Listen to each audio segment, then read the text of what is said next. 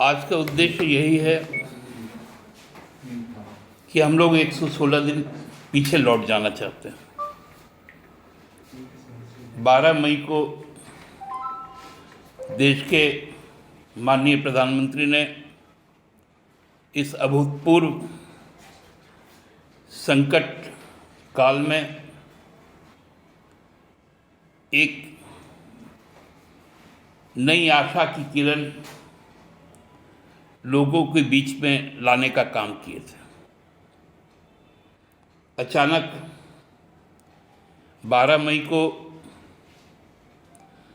सुबह से ही एक समाचार प्रसारित होने लगती है कि प्रधानमंत्री जी शाम को राष्ट्र के नाम संबोधन करेंगे।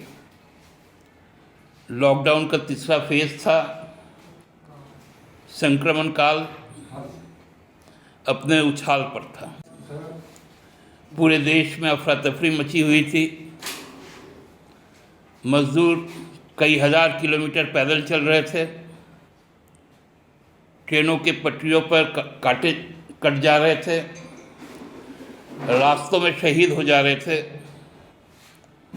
उस वक्त लगा कि प्रधानमंत्री जी देश को एक नई दिशा दिखाएंगे और लोगों को राहत के लिए निश्चित तौर पर कुछ न कुछ ऐसी बात करेंगे कि संकट काल में जो खासकर गरीब तबका है, मध्यम वर्ग है,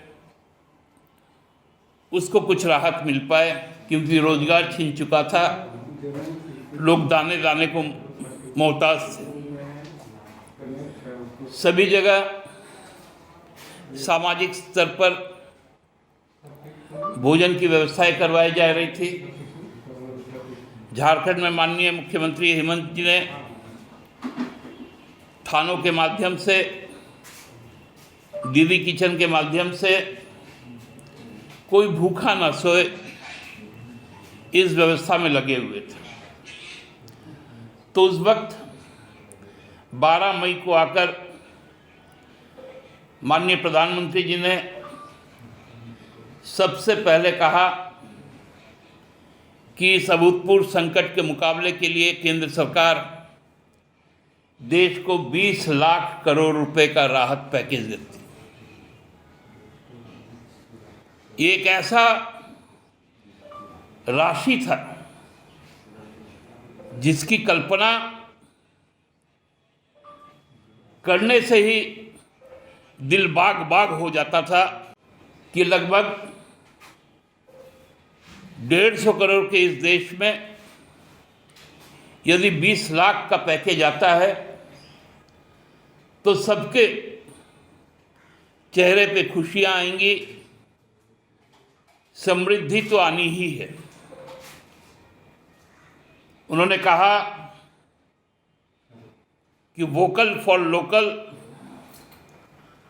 और 5 चीज़ें उन्होंने बताई। पहला, इकोनॉमी पे बात किया। दूसरा, इंफ्रास्ट्रक्चर पे बात किया। तीसरा, सिस्टम पे बात किया। चौथा, डेमोग्राफी पे बात किया। और 5वां, डिमांड पर बात किया। लगभग घंटे भर प्रधानमंत्री जी बोले।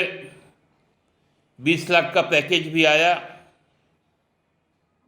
उसमें साथ साथ उन्होंने कहा कि इसका जो डिवीजन होगा, ये कल से फिनांस मिनिस्ट्री की तरफ से आपको सूचना दी जाएगी।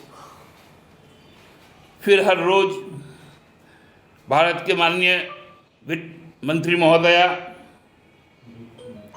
शाम को 4 बजे आने लगी। और जब उन्होंने फिगर पढ़ना शुरू किया 20 लाख का, तो हम लोग अचंभित हो जा रहे थे।